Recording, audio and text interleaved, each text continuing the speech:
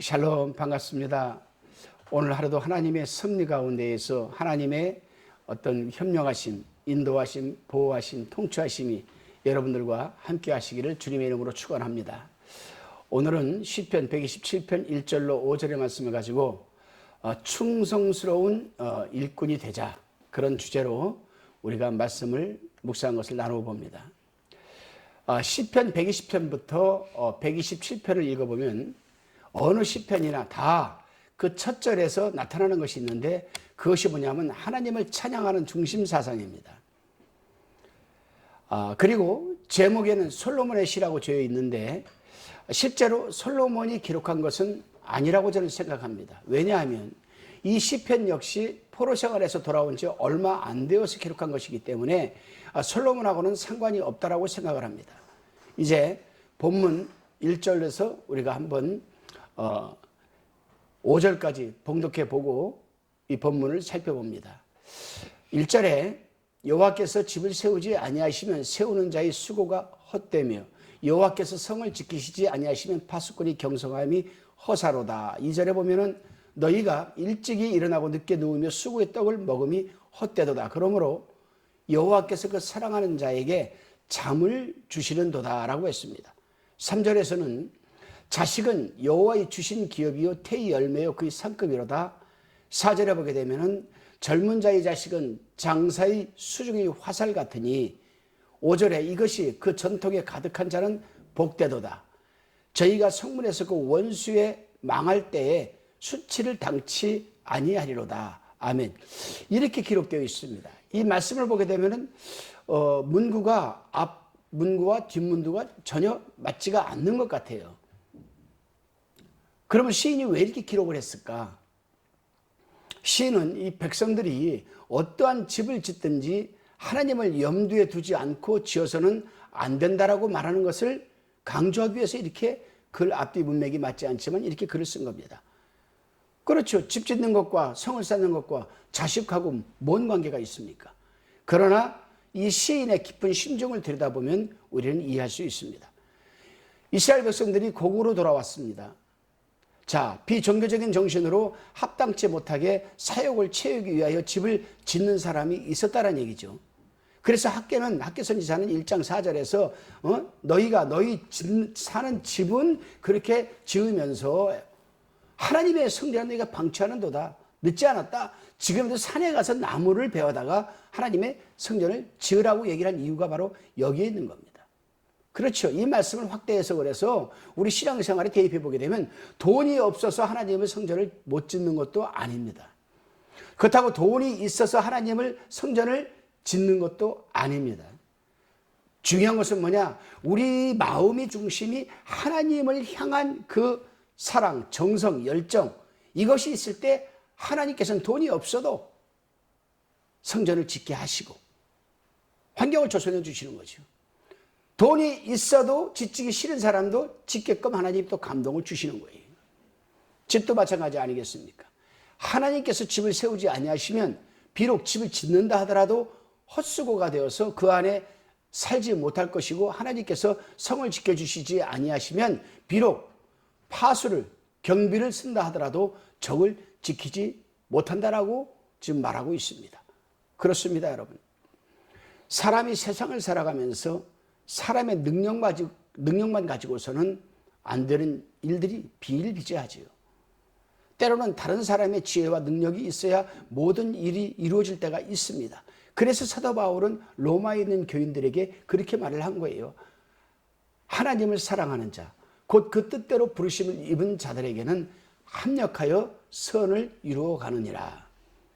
그렇습니다, 여러분. 특히 하나님의 사람들은 곧 무슨 일이나 다 하나님의 능력과 지혜로 되는 것이 마땅합니다. 진리죠. 그게 성경 중심 사상이기도 합니다. 그것이 하나님의 섭리이기도 합니다. 그래서 우리는 무슨 일이 성취되든지 다 하나님께 영광을 돌려야 되는 겁니다. 시인은 백성들은 침식을 있다시피 하고 예루살렘 성을 재건하는 일에 힘쓰고 있음을 지금 말해주고 있습니다. 그런데 이들이 과연 진정성 있게 감사하는 마음으로 하나님을 향한 열정과 그 정성을 가지고 지금 예루살렘 성을 재건하고 있느냐? 자기들이 살고 있는 집 질 때와 하나님의 성을 질 때하고는 그 마음이 다르다는 겁니다. 오늘 시인은 하나님께 영감을 받아서 감동을 받아서 백성들이 일하는 모습의 중심을 보고 지금 이 글을 쓴 거거든요. 참으로 이들의 그러한 모습은 칭찬할 만합니다. 하나님의 성전을 짓는 것은. 그런데 시인은 그런 모습이 헛되다라고 하는 겁니다. 제가 이 주임에서 말씀을 하나 드리겠습니다. 제가 매주 목요일 날이면 광주에 가서 치유 사역을 합니다. 그런데 그 가운데에 오 권사님이라는 분이 폐병 환자를 데리고 왔어요. 그분은 가슴에 이 폐에 큰 종양이 달려있고 중심에 또 반만한 종양이 있었습니다. 하나님 이분 좀 꼭 치유해 주세요. 꼭 치유해 주세요. 그래서 저는 그분에게 깊게 기도를 했습니다. 그리고 저는 성령의 감동을 주어서 선포를 했습니다. 하나님이 치유를 시작하셨습니다. 세 번째 기도 받으러 왔을 때에 종양이 서서히 사라지고 흔적만 보이게 될 겁니다. 병원에 가면 좋은 소식이 있을 것입니다. 그 말씀을 하고 병원에 가서 진찰을 받았더니 흔적만 남고 싹 없어진 겁니다. 그러면 하나님께 감사를 드려야 되죠. 하나님이 치유하셨다고 관정을 해야 됩니다. 그런데 이 사람은 다니면서 자기가 맨발로 걸어다녀서 맨발요법으로 나왔다. 신약3 개발 나온 것을 자기 몸에 맞아서 나왔다. 이렇게 얘기를 하는 겁니다. 나는 이미 그 약을 먹기 전에 맨발요법 하기 전에 이미 치유를 선포하고 하나님께서 치유해 주셨습니다. 조그마한 흔적만 보일 것입니다. 이미 나는 성령의 감동을 주어서 선포를 했는데 과연 그 병이 이 사람은 집안에 흐르는 폐병이기 때문에 암병이기 때문에 언제든지 재발할 가능이 크죠. 가능성이. 그래요 여러분. 우리는 정말 진정성 있게 마음에서 우러나오는 하나님에 대한 감사와 또 하나님의 일을 하는 데에도 정성, 그것이 상당히 중요합니다. 왜요? 하나님은 인간의 외모를 보지 않고 중심을 보시는 하나님이기 때문에. 그래요 여러분. 그래서 이스라엘 백성들이 자기들이 집을 지을 때의 모습과 하나님의 예루살렘의 성을 짓는 모습이 다른 그 마음의 중심을 그들이 보고서는 헛되다. 왜 그럴까? 그것은 그저 어쩔 수 없이 하기도 싫은 그 예루살렘 성을 쌓는 일을 하기 때문에 게으르게 일하는 모습이 시인의 눈에 보였기 때문에 그렇게 말하지 않았나 생각이 듭니다. 그래서 시인은 백성들이 자원하여서 정성스럽게 일하는 모습을 간절히 보기를 원했던 거예요. 이 시인의 마음은 하나님의 마음이기도 합니다. 하나님은 우리가 하나님의 일을 할 때 정말 정성스럽게 온 힘을 다해서 정성을 다해서 하나님 일하기를 원하시는 겁니다. 목사가 하라니까 리더가 하라니까 하기 싫은 건 억지로 하는 척 과연 그것이 헛되지 않을까? 이제 시인은 백성들의 가정에 대해서 지금 말하고 있습니다. 하나님께서 하나님의 백성들에게 주신 선물 가운데 하나는 그리스도인의 가정에 자녀를 주시는 것 아니겠습니까? 부부는 누구나 결혼하고 난 뒤에 자녀를 두기를 원합니다. 그런데 어떤 가정은 이 자녀로 인하여 복을 받는데 어떤 가정은 그렇지 못한 가정이 있고 자녀가 원수인 아주 왼수라고 그러죠. 왼수. 그런 가정이 있기도 합니다. 그 차이는 어디에 있을까? 물론 부함에 있지 않고 사회적 지위에 달린 것도 아니죠. 그보다는 가정이 그리스도교적인 성격에 달려있다고 저는 생각을 합니다. 하나님께서 가정이 중심이 되시면 그 가정은 복된 가정입니다. 이런 가정에서는 부모는 자녀들에게 복이며 자녀들은 또한 부모의 복이 아닐 수가 없는 것입니다. 왜냐하면 그리스도인의 가정의 이 전체 분위기는 그리스도 안에서 in Jesus Christ 거기에 하나님의 사랑의 중심을 두고 있기 때문에 그렇습니다. 그런데 자녀는 하나님께서 주신 선물입니다. 부모에게는 언제나 자녀들을 하나님을 경외하고 섬기는 생활을 하도록 가르칠 책임과 의무가 있다는 사실을 우리는 알아야만 됩니다. 어떤 가정을 보게 되면 자신은 교회 가서 참 신앙생활 잘합니다. 근데 자녀들은 교회를 안 다녀요. 술 마시고 담배 피고 여러 가지 일들을 합니다. 세상적인 일들이죠.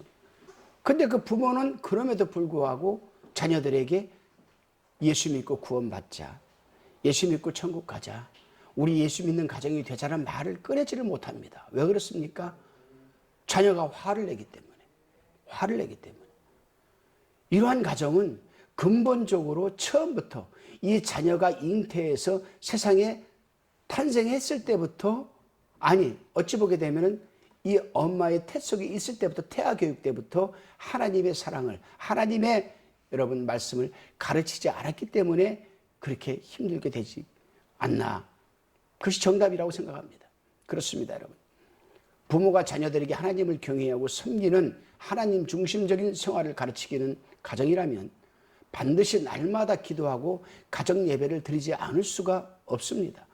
그리하면 그리스도의 사람이, 또 그리스도의 사랑이, 또 그리스도의 사명이 가정의 각 가족들에게 충만하게 자연적으로 배어들게 되죠. 스며들게 됩니다.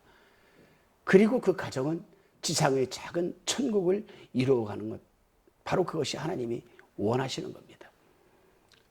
화평방송을 사랑하는 시청자 여러분, 또 성도 여러분, 또 우리 동역자 여러분, 우리는 동역자로서 먼저 각 성도들에게, 가정들에게 이 중심 사상을 잘 가르쳐야만 합니다. 그래서 여러분의 가정이 지상의 작은 천국을 이루어가는, 그것이 또 넓게 사회에 여러분 영향을 끼치고 또 세계에 영향을 끼치고, 그래서 하늘나라가 조금 더 확장되어지는 그러한 하늘의 상급이 쌓아지는 여러분들의 가정이 되시기를 주님의 이름으로 축원합니다. 기도드리시겠습니다. 주님, 받은 자들에게 구할 것은 충성이라고 하였듯이 우리가 지극히 작은 일이라도 하나님의 일이라면 충성을 다하게 도와주시고, 하나님께서 선물해 주신 가정과 자녀들에게 하나님을 경외하고 하나님 중심적인 가정과 자녀를 양육할 수 있는 사랑과 지혜를 주시옵소서. 믿사옵고 감사드리오며 예수님의 이름으로 기도드리옵나이다. 아멘.